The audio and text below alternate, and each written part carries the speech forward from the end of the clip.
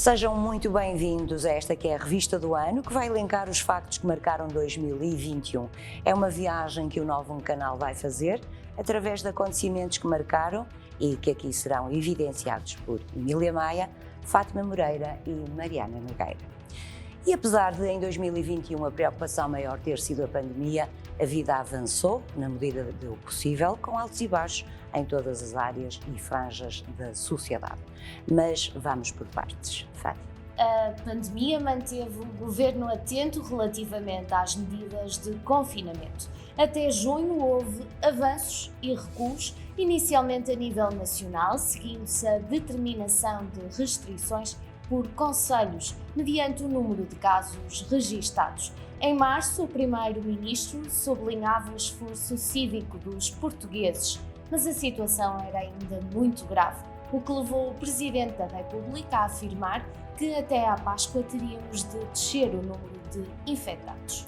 E assim, em abril registou-se a reabertura de espaços ao ar livre e em junho passamos por várias fases de desconfinamento. Saímos do estado de emergência e passamos a viver em situação de calamidade prolongada. De realçar em todo este processo a Task Force que coordenou o processo de vacinação no país. O comportamento cívico e responsável da maioria das pessoas foi destacado também ao longo do processo de vacinação.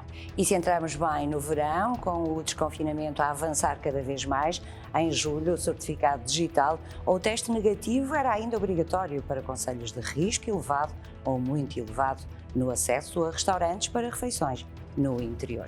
A partir de 1 de agosto houve alívio de restrições. António Costa dizia que tinha chegado à altura do país passar a conduzir a gestão da pandemia.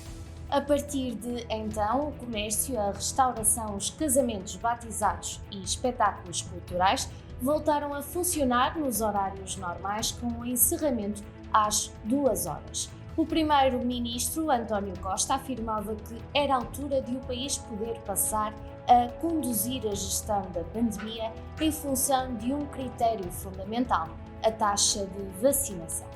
A entrada no mês de outubro nunca foi tão desejada como este ano. O levantamento das restrições era o que todos ansiavam, mas o uso de máscara continuou a ser obrigatório nas escolas. Já nos bares e discotecas, o seu uso era exigido apenas aos trabalhadores. Portugal Continental entrou, assim, na última etapa de levantamento das restrições impostas para controlar a pandemia. Um plano em que o ritmo da vacinação foi fundamental. E em outubro já se defendia a administração da terceira dose da vacina contra a Covid-19, numa altura em que se verificou uma diminuição acentuada das restrições. Entretanto, em novembro, o número de pessoas infectadas fazem soar novamente o alarme. A situação agravada pelo aparecimento da nova variante Omicron, em que Portugal declarou o estado de calamidade ao detectar 14 casos da nova variante do coronavírus. Com isso, o país passou a aplicar maior controle nas fronteiras e nos aeroportos, exigência de testes negativos de Covid-19 para entrada em estabelecimentos noturnos, entre outras medidas. Vacinação é então palavra de ordem. Para além do apelo à terceira dose, os alertas são também dirigidos a quem não aceita a vacinação. Mas a vida prosseguiu o seu curso, apesar dos enormes constrangimentos criados com as restrições. O governo anunciou em 2021 a concretização de vários projetos para impulsionar a economia. Foram publicados pelas Comissões de Coordenação e Desenvolvimento Regional do Norte, Centro, Lisboa e Val do Tejo, Alentejo e Algarve os avisos que vão permitir reconverter e transformar áreas de acolhimento empresarial existentes em projetos de nova geração mais resilientes e em linha com as novas agendas climática e digital. O Governo anunciava então que a dotação do Plano de Recuperação e Resiliência para este investimento é de 110 milhões de euros, com uma taxa de cofinanciamento máxima de 100%. No âmbito do Plano de Recuperação e Resiliência, o PRR, o Ministério da Coesão Territorial definiu um conjunto de reformas e investimentos destinados a promover a atração e fixação de pessoas e o reforço da competitividade territorial. E no final de fevereiro, o Conselho de Ministros aprovou o programa Internacionalizar 2030. Este instrumento estabelece as prioridades para a internacionalização da economia portuguesa e traça como principais objetivos o fomento das exportações de bens e serviços. O programa, estruturado em 6 eixos de intervenção, contempla medidas específicas para responder aos desafios colocados pela pandemia da doença Covid-19, à atividade exportadora e à angariação de investimentos. Na mesma altura, o Governo anunciava que o Plano de Recuperação e Resiliência previa investimentos de 463 milhões de euros na área da saúde. O documento, que se encontrava então em consulta pública, visa suportar a concretização da reforma dos cuidados de saúde primários, contribuindo para enfrentar os desafios com que o país se confronta no setor da saúde, agudizados pelo impacto da pandemia Covid-19.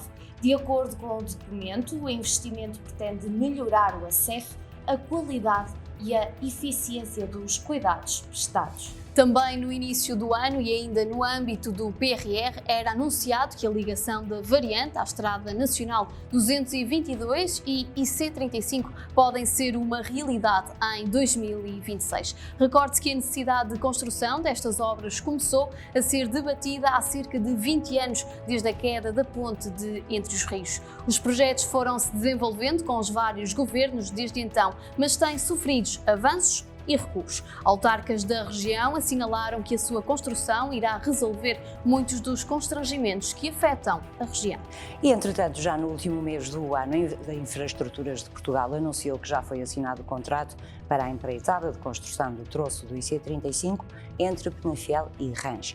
Ainda de acordo com a empresa, o troço do IC35 a construir desenvolve-se integralmente no concelho de Penafiel, nas freguesias de Guilhofe e Urró, de Penafiel e de Rãs. A empreitada, no valor de cerca de 5,5 milhões de euros, envolve a construção de um troço com 1.475 metros, com início numa rotunda, a construir na Estrada Nacional 15 e final numa outra rotunda localizada em Marecos, que irá assegurar a ligação à rede viária local e ficará preparada para, posteriormente, ser executada a continuidade do IC35 para sul.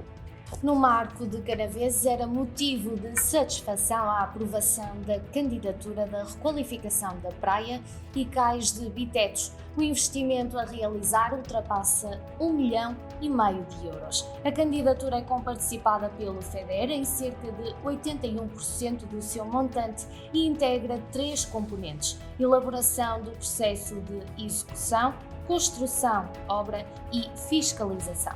A Presidente da Câmara Municipal, Cristina Vieira, reconheceu que este é um projeto âncora para o Marco de Canaveses. Outra das novidades no primeiro trimestre do ano foi o concurso público internacional para uma nova ponte sobre o Rio Douro, entre o Porto e Vila Nova de Gaia, para a circulação do metro do Porto. O júri do concurso, composto por 11 elementos, incluía, entre outros, os arquitetos Eduardo Souto de Moura, Alexandre Alves Costa e Inês Lobo. Ficamos a saber que o início das obras, depois de realizado o concurso para a construção, deverá suceder nos primeiros meses de 2023. Vamos ver. Também o primeiro trimestre de 2021 esteve em consulta pública a Estratégia Nacional para uma Proteção Civil Preventiva 2030. Esta estratégia contempla mais de 130 medidas a implementar pela Administração Central, mas também local, para a redução do risco nos vários tipos de catástrofe, num horizonte temporal até 2030, de acordo com um plano de ação específico.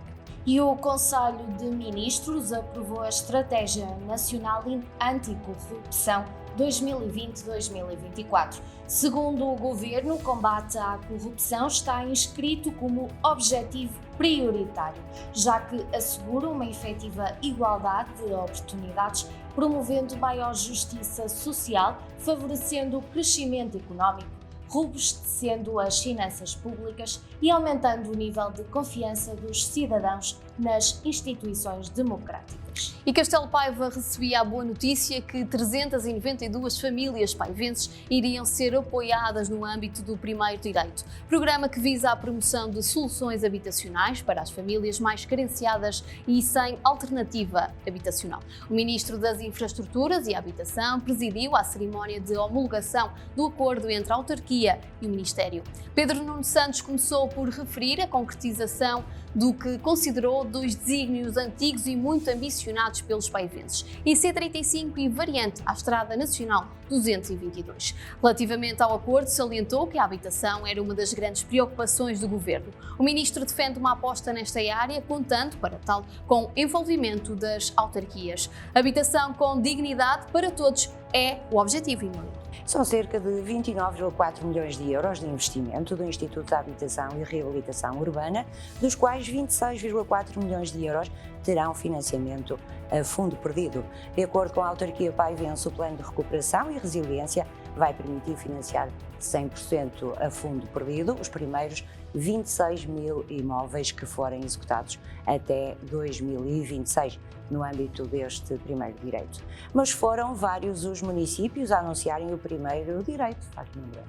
O município de Felgueiras assinou também em acordo com o Instituto da Habitação e da Reabilitação Urbana no âmbito deste programa de apoio ao acesso à habitação, o primeiro direito. A iniciativa contou com a presença do Ministro das Infraestruturas e da Habitação, Pedro Nuno Santos. Também a autarquia de Penafiel já traçou uma estratégia local de habitação, anunciando um investimento de 20 milhões de euros. Aumentar a resposta habitacional do município é o objetivo.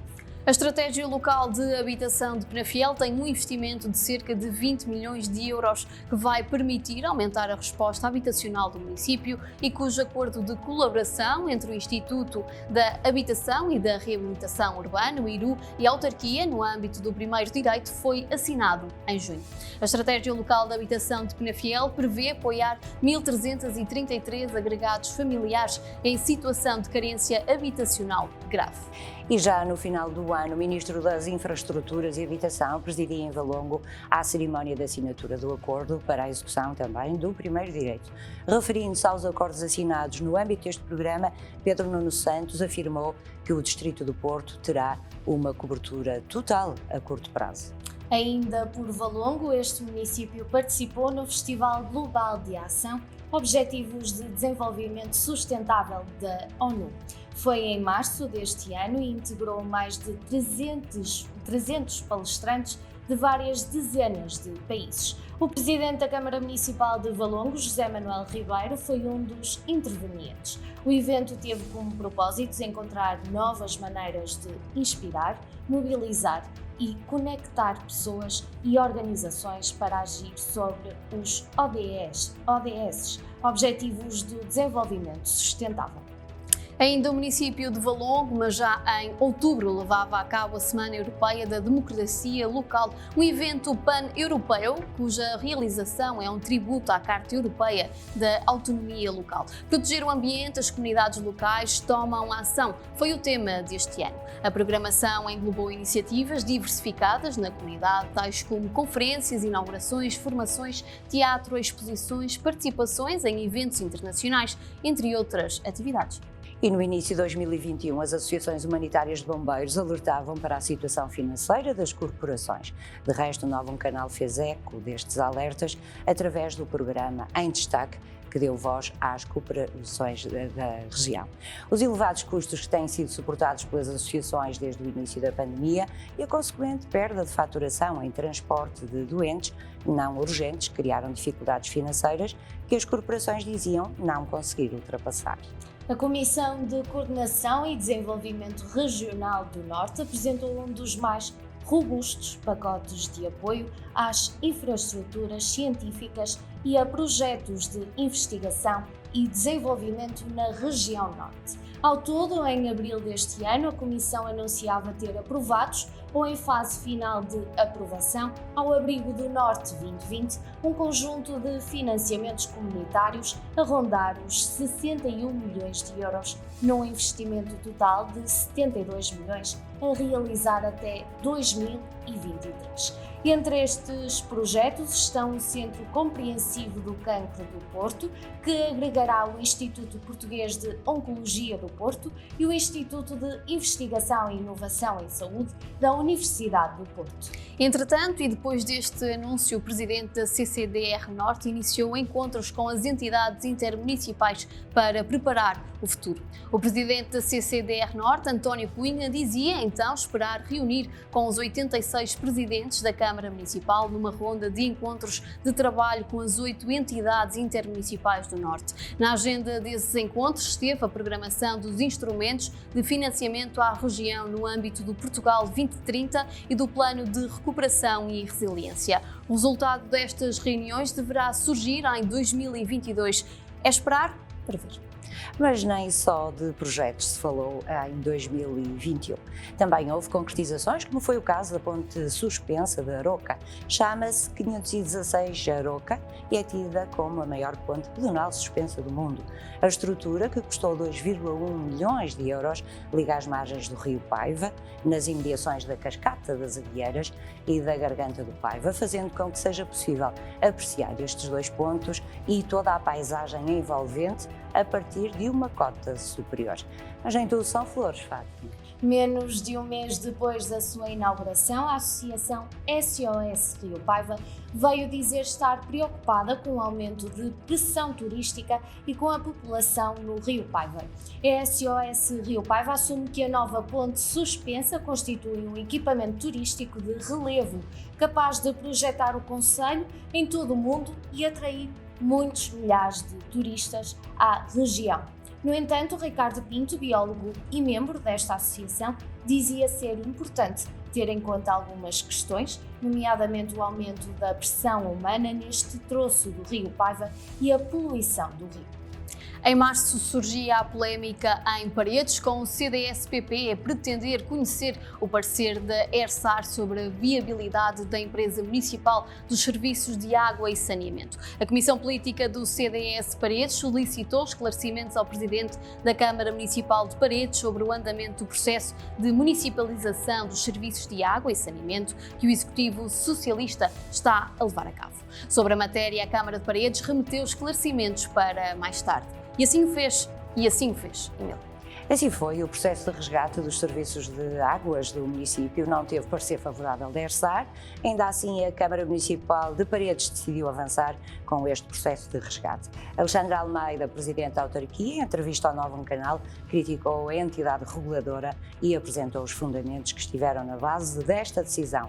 O autarca adiantou que os SMAs, Serviços Municipalizados de Água e Saneamento, já estão constituídos e que em janeiro de 2022 estarão a funcionar em pleno, daqui a pouco, portanto. E o município indicava o valor de cerca de 21 milhões de euros de financiamento para o resgate da concessão, montante que se encontra atualmente a ser discutido nas vias judiciais. Entretanto, o PST e CDS-PP Paredes manifestaram-se contra o resgate por considerarem que os consumidores serão prejudicados. Manuel Pinho, que integrou o movimento Juntos por Paredes, defendia que a autarquia deveria cumprir com o estipulado no segundo aditamento do contrato celebrado com a Biwater e respeitá-lo até ao seu término. Também Carlos Barbosa, presidente do PS Paredes, se pronunciou sobre o processo. O socialista considerou que a ausência de investimento da responsabilidade da Biwater justifica o resgate, assim como a possibilidade da autarquia se candidatar a programas de financiamento, como é o caso do Programa Operacional Sustentabilidade e Eficiência no Uso de Recursos. Refira-se que esta concessão tem, a nível contratual, uma duração ainda de cerca de 15 anos. Neste resgate, a autarquia pardense propõe-se a indemnizar a Biwater em valor superior a 21 milhões de euros, verba que, de resto, já conseguiu através de 2 empréstimos contraídos em 2021. A Biwater não aceita e, entretanto, já intentou uma ação no Tribunal Administrativo e Fiscal do Porto contra esta decisão da autarquia e exige, caso venha a concretizar-se, uma indemnização de 133 milhões de euros. Alexandre Almeida, o presidente da autarquia, considera que este resgate é de interesse público e está convicto que o Tribunal dará razão à autarquia. Já Alberto Carvalho Neto, CEO da Biwater, dizia na altura que será analisado o interesse público do resgate, o que, na sua opinião, é muito subjetivo. Entretanto, já em dezembro, o Executivo Municipal de Paredes aprovou a criação dos serviços municipalizados de água e saneamento. O presidente da autarquia quer ver este processo concluído até janeiro de 2022. Está próximo. E também em Passos de Ferreira, a concessão de água e saneamento deu o que falar. O PSD veio a terreiro afirmar que Humberto Brito perdeu o respeito pelos seus cidadãos. Depois da conferência de imprensa promovida pelo presidente da Câmara de Passos de Ferreira, Humberto Brito, sobre a constituição de uma comissão municipal para acompanhar a problemática em torno da concessão de água e saneamento, o PSD de Passos de Ferreira reagiu em comunicado, afirmando que Humberto Brito perdeu o respeito pelos seus concidadãos. Refira-se que Humberto Brito defende a municipalização da água e saneamento em Passos de Ferreira. E o início do verão foi rico em atritos políticos, próprios da pré-campanha eleitoral, já que se aproximavam as autárquicas de setembro.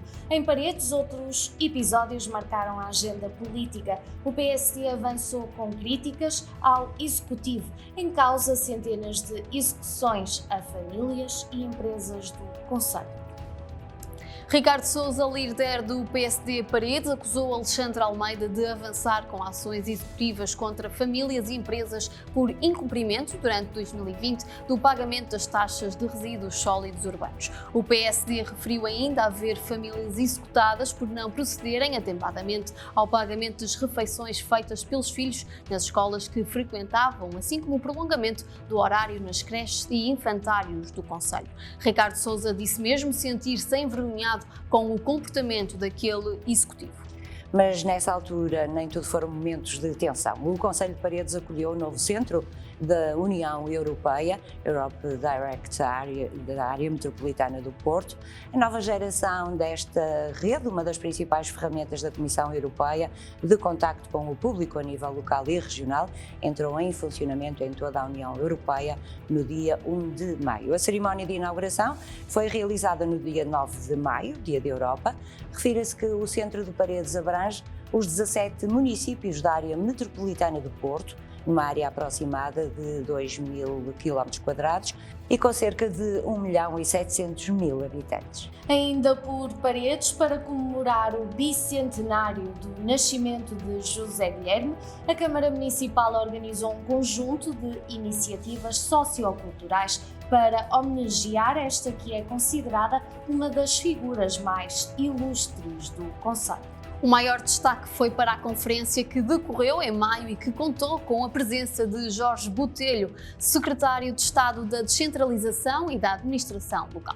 Refira-se que José Guilherme Pacheco nasceu no Rio de Janeiro em 1821, mas veio para Portugal com os seus pais ainda em criança. Formou-se em Direito na Universidade de Coimbra, desempenhou vários cargos públicos em Paredes, para além de ter sido presidente da Câmara Municipal durante 7 anos, muito contribuiu para o desenvolvimento do concelho. Nessa medida, nesta conferência a si dedicada, falou-se essencialmente sobre poder local.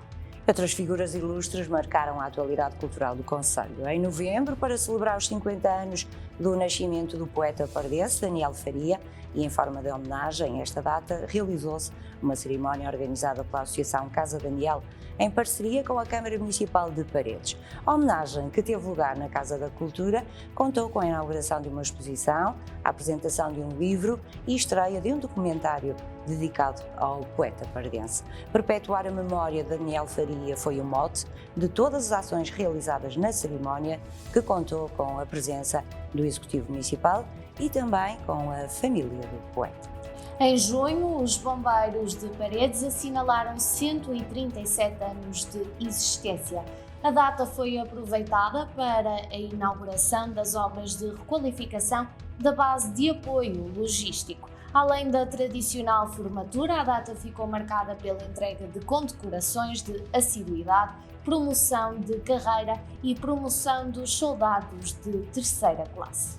Também em junho, a Associação Humanitária dos Bombeiros Voluntários de Lousada celebrou 95 anos de existência. A altura foi a ideal para a apresentação de 25 novos equipamentos de proteção individual de combate a incêndios urbanos adquiridos a expensas da coletividade. Também os bombeiros de Hermesinde estiveram em festa. A Câmara Municipal de Valongo homenageou aquela associação humanitária com a atribuição da Medalha de Honra pelos seus 100 anos ao serviço da comunidade.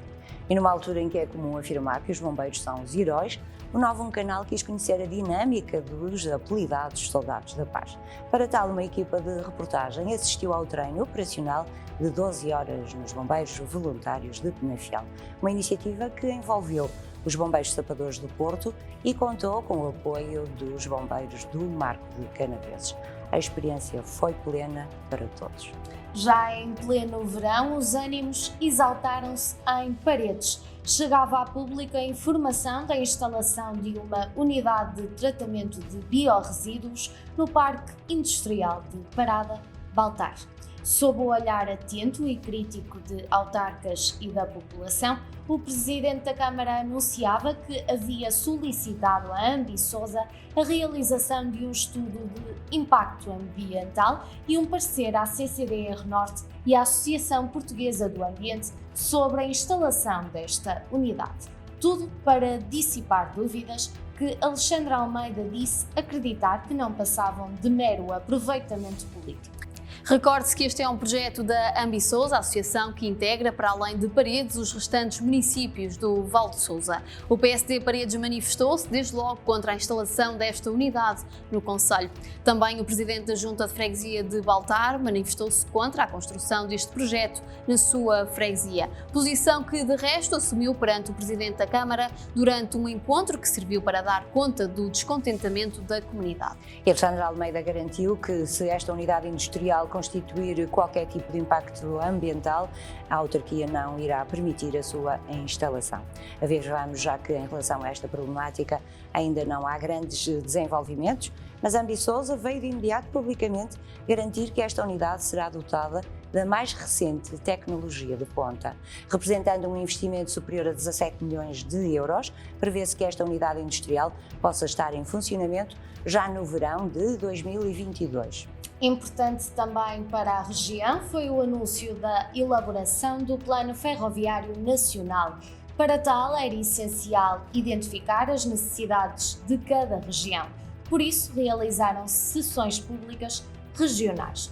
O gabinete do Ministro das Infraestruturas e da Habitação destacou que o plano tem como metas principais identificar as necessidades de cada região do continente e recolher contributos para o documento.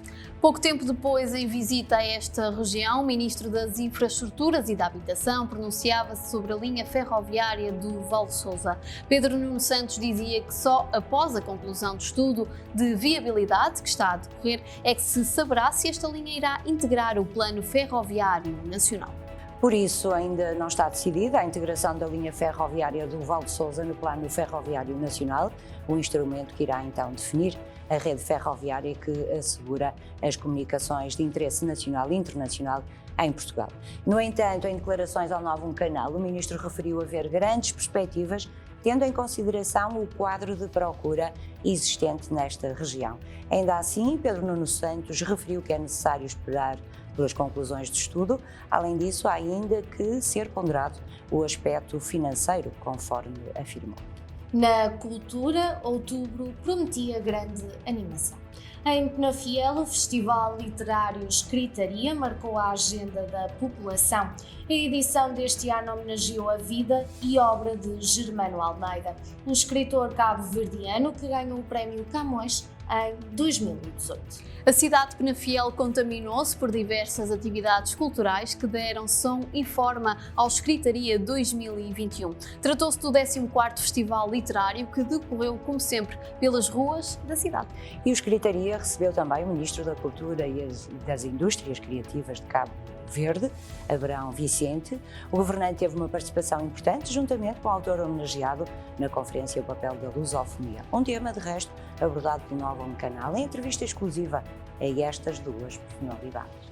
Já no final de outubro surgia o alerta: os jogos da série Squid Game estão a ser reproduzidos pelos mais novos. A série tem conteúdos de violência e pode afetar crianças e jovens. O alerta foi lançado pelas escolas e por especialistas. O fenómeno também está a ser acompanhado pelas autoridades. A região não foge à regra, o alerta é geral. Ainda na região, destaque para a comunidade intermunicipal do Tâmega e Sousa, que tem um novo presidente. Pedro Machado foi eleito por unanimidade para liderar a CIM. Chamar a atenção para as fragilidades da região e alavancar o desenvolvimento socioeconómico e a coesão territorial do Tâmega e Sousa são objetivos a cumprir neste mandato. E Nuno Fonseca assumiu a direção da Associação de Municípios do Val de Sousa. O presidente da Câmara de Felgueiras é o novo presidente do Conselho Diretivo da Associação de Municípios do Val de Sousa, substituindo Humberto Brito, presidente da Câmara de Passos de Ferreira. Cristina Vieira é nova presidente do Conselho Diretivo da Associação de Municípios do Baixo Tâmega. Sucede a Paulo Ferreira e estará à frente dos destinos da associação durante 4 anos. E os autarcas do Tâmega e Sousa reivindicam o reforço de fundos comunitários para a região. O presidente da Comissão de Coordenação e Desenvolvimento Regional do Norte reconheceu o Tâmega e Sousa como uma região problema. A comunidade intermunicipal indicou os investimentos prioritários para esta região no âmbito do quadro comunitário 2021-2027. E já perto do final do ano, o Museu Municipal de Penafiel foi distinguido pela Associação Portuguesa de Museologia. O projeto Um Museu para Todos foi premiado com uma menção honrosa por tornar o museu mais acessível e inclusivo. E já que estamos em Penafiel, não poderíamos deixar de falar do regresso da tradicional Feira de São Martinho, depois de um ano de interregno devido à pandemia. Trata-se de uma das maiores feiras comerciais do distrito do Porto e acolhe anualmente milhares de visitantes. E Passos de Ferreira também quer honrar este santo. Por isso, este ano avançou com a realização da Feira de São Martinho, uma iniciativa onde não faltavam as castanhas e o vinho. As tasquinhas espalharam-se pelo parque urbano da cidade. E em meio de novembro, a Ministra da Saúde deslocou-se ao norte. Em Penafiel, Marta Temido inaugurou a unidade de hemodiálise do Centro Hospitalar do Tâmega e Sousa e um espaço de consultas e exames do Serviço de Pneumologia. De relevar ainda o lugar do outro, um projeto que percorreu os centros escolares do Concelho de Paredes e que visou sensibilizar as crianças para os seus direitos. A iniciativa promovida pela Câmara Local envolveu vários parceiros, designadamente a Câmara Municipal, a CPCJ de Paredes, o Plano de Ação Paredes Integra e o Consultório de Psicologia Marina Ferreira Silva. No final, resulta um vídeo que reúne as várias sessões deste projeto. O objetivo é sensibilizar toda a comunidade para os direitos das crianças. E o projeto Colorhead nas escolas contemplou vários alunos do primeiro ciclo dos agrupamentos de escolas de Castelo Paiva e do Couto Mineiro do Pejão. Promover a detecção precoce do daltonismo na infância e contribuir para uma escola inclusiva são as metas a atingir. E neste percurso do ano, já quase no final, o Ministro da Administração Interna, Eduardo Cabrita, regressou ao Norte em novembro, pouco antes do seu pedido de demissão, para inaugurar a nova esquadra da PSP de Valongo. Aquele governante dizia na altura que esta estrutura irá contribuir para a dimensão de proximidade que o governo estava a promover. Eduardo Cabrita afirmou que Portugal é um dos países mais seguros do mundo. O Dia Internacional pela Eliminação da Violência contra as Mulheres assinalou-se no dia 25 de novembro. Esta data foi instituída pela ONU e o seu propósito é alertar para o grave problema que atinge as mulheres tanto em casa como no local de trabalho, e quer a nível psicológico, quer a nível físico. Nesse aspecto é de sublinhar o trabalho desenvolvido pela região do Tâmega-Sousa, que passou a dispor de uma rede de estruturas de atendimento e apoio às vítimas de violência doméstica. A Comunidade Intermunicipal do Tâmega e Sousa anunciou que os 11 gabinetes, um por cada município que integra a CIM do Tâmega e Sousa, já estão em funcionamento. E, entretanto, o Gabinete Bem Me Quer, em Amarante, passou a prestar apoio jurídico às vítimas de violência doméstica. Segundo a autarquia, integrado na rede intermunicipal e integrada de apoio à vítima do Tâmega e Sousa, o Gabinete Bem Me Quer vê alargado o raio de ação, assegurando, com caráter de continuidade, o atendimento, apoio e encaminhamento personalizado de vítimas de violência doméstica, tendo em vista a sua proteção.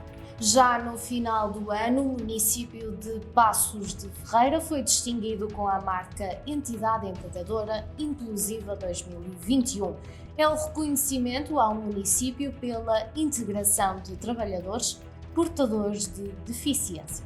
A 26ª Semana Gastronómica do Capão à Friamundo decorreu como sempre em dezembro. Foram 12 os restaurantes aderentes. Este ano a marca ficou manchada. O PSD Passos de Ferreira acusou o Executivo Municipal de convidar apenas eleitos do PS para o jantar da gala do Capão à Friamundo. O Executivo desmentiu e exigiu retratação pública.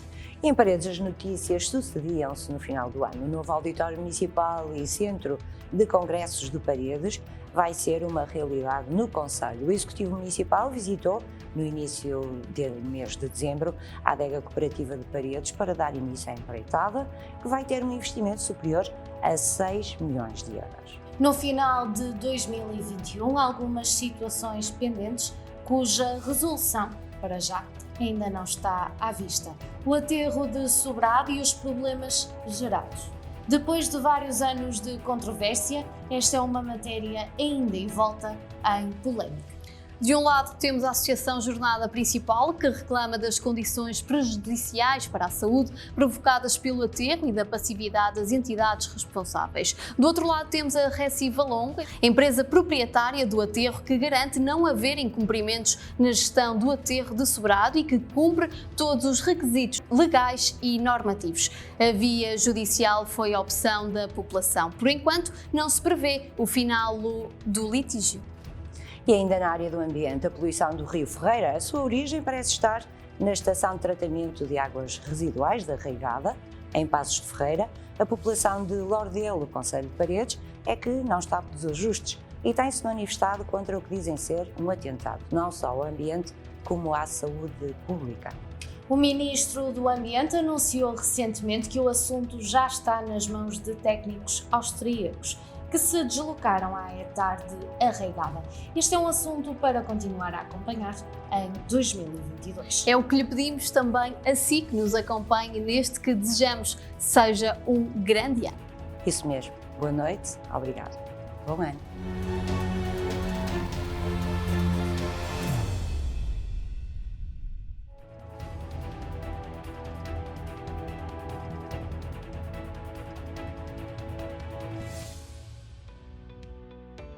Nova um canal, sempre Novon, sempre seu.